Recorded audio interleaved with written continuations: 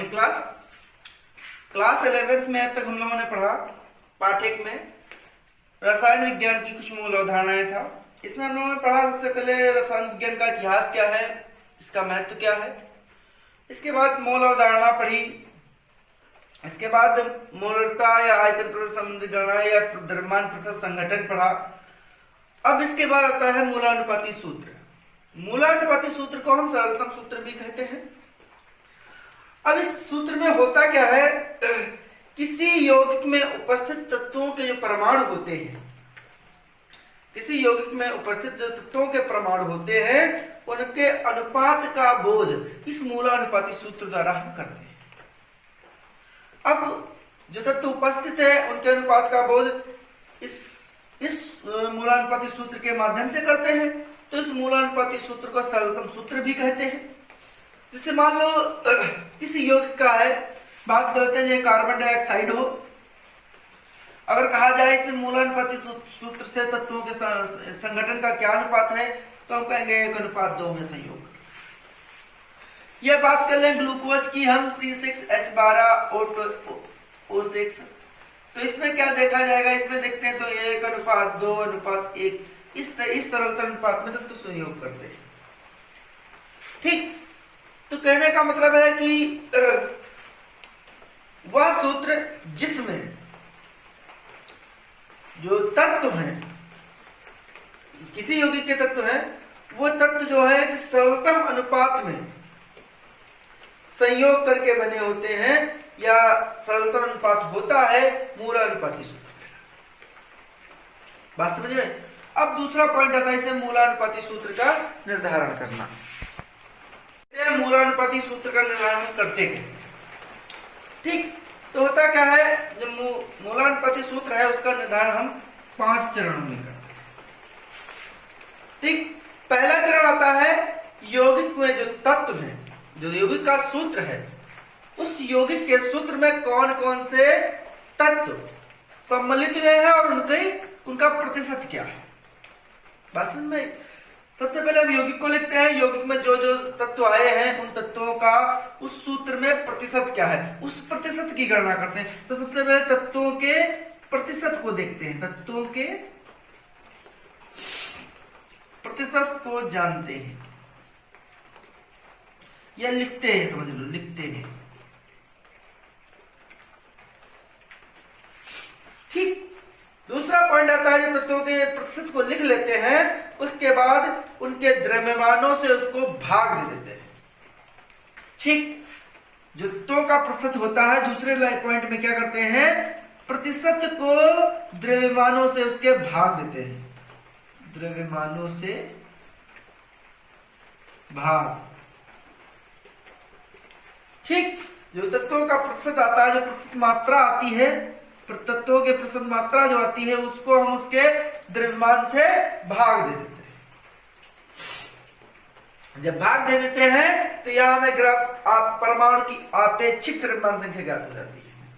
इससे क्या पता चल जाता है हमें, परमाणु की जो परमाणु, कोई किसी तत्व का जो परमाणु है उसका आपेक्षिक द्रव्यमान पता चल जाता है, आपेक्षिक द्रव्यमान क्या। तीसरा पॉइंट, तीसरे नंबर पे क्या करते हैं, अब वो जो आपेक्षिक संख्या ज्ञात होगी उसमें से सबसे छोटी संख्या कौन सी है। जैसे पूरे यौगिक का निकाला हमने, तो उसमें सबसे छोटी संख्या कौन सी है, उस जो सबसे छोटी संख्या आती है उस छोटी संख्या से सभी जितने भी तत्वों की आपेक्षिक संख्या आई है उससे भाग देते हैं। तो आपेक्षिक द्रव्यमान की छोटी संख्या, आपेक्षिक द्रव्यमान की सबसे छोटी संख्या से तत्वों के आपेक्षिक द्रव्यमान को भाग देते हैं। ठीक, बात समझ में आई? फिर इसके बाद देखते क्या है, देखते हैं कि एक सरलतम अनुपात प्राप्त हो जाता है।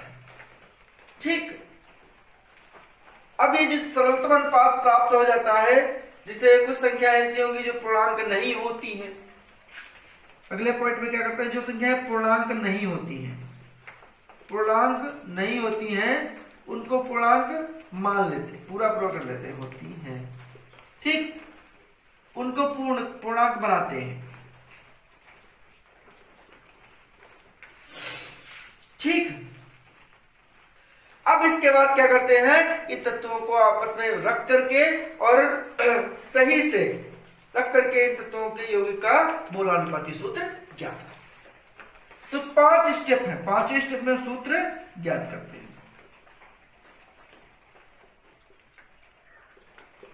ठीक।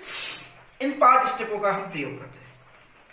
अब हम देखते हैं, क्योंकि इस टाइप से तो अभी समस्या अच्छे समझ में नहीं आया होगा, अब हम देखते हैं एग्जाम्पल लेके इसको दर्शाते हैं।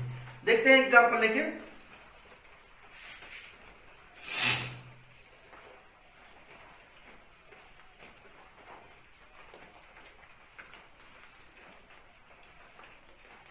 अब एग्जाम्पल में जैसे क्वेश्चन एक दिया है, कोई यौगिक है, यौगिक में 36% दिया गया है, 36% दिया है कैल्शियम।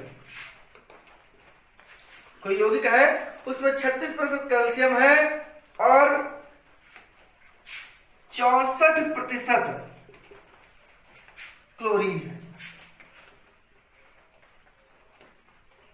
ठीक, 64% क्लोरीन है। अब इस यौगिक का मूलानुपाती सूत्र ज्ञात करो। इस यौगिक का मूलानुपाती सूत्र ज्ञात करो, सूत्र, ठीक। तो किसी यौगिक का मूलानुपाती सूत्र हमने कहा था कि उसमें कौन कौन से तत्व आए हैं। तो सबसे पहले देखते हैं, एक लाइन की इस तरह लिखते हैं तत्व, इस तरह लाइन खींच लेते हैं। तत्वों के बाद इन तत्वों का प्रतिशत क्या है, तत्व का प्रतिशत लिखते हैं, ठीक। अब इसके परमाणु द्रव्यमान लिखते हैं, परमाणु द्रव्यमान लिखते हैं। इसके बाद अगले में परमाणु, जो परमाणु द्रव्यमान की आपेक्षिक निकालते हैं वो लिखते हैं। जो परमाणु द्रव्यमान होता है, परमाणु द्रव्यमान की आपेक्षिक संख्या, परमाणु द्रव्यमान की आपेक्षिक संख्या, इस तरह। इसके बाद अगला लिखते हैं परमाणुओं का, परमाणु की जो सरल अवस्था होती है, सरलतम रूप, परमाणु का सरलतम रूप, इस टाइप से हम इसको लिखते हैं। अब तत्व कौन कौन से हैं, कैल्शियम आया है, कैल्शियम कितने प्रतिशत है, 36% है। क्लोरीन है, क्लोरीन कितना है, 64%, 64%। दोनों का द्रव्यमान की बात कहें अगर, तो इसका द्रव्यमान क्या होगा, कैल्शियम का लगभग होता है 40,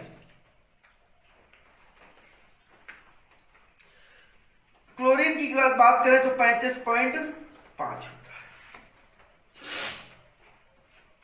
अब हमने कहा था कि इनका जो परमाणु द्रव्यमान की आपेक्षिक संख्या है, तो करते हैं आपेक्षिक संख्या ज्ञात कैसे करते हैं, प्रतिशत को उसके परमाणु द्रव्यमान से भाग देते हैं। यहां पे लिखेंगे 36/40।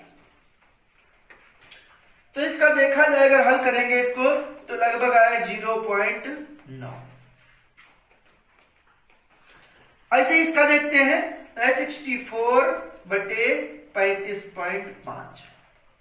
जब इसको भी सॉल्व करेंगे तो सॉल्व करने पर आएगा लगभग 1.8।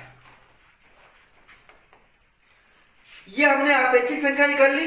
आपने कहा इसका सरलतम रूप लिखेंगे, तो सरलतम रूप लिखने के लिए क्या करेंगे, हमने कहा जो सबसे छोटा हो, दोनों में 2 हो या 3 हो, 4 हो, 5 हो, कुछ भी हो सकते हैं, इन सब में जो सबसे छोटा हो उससे इन पूरे को भाग।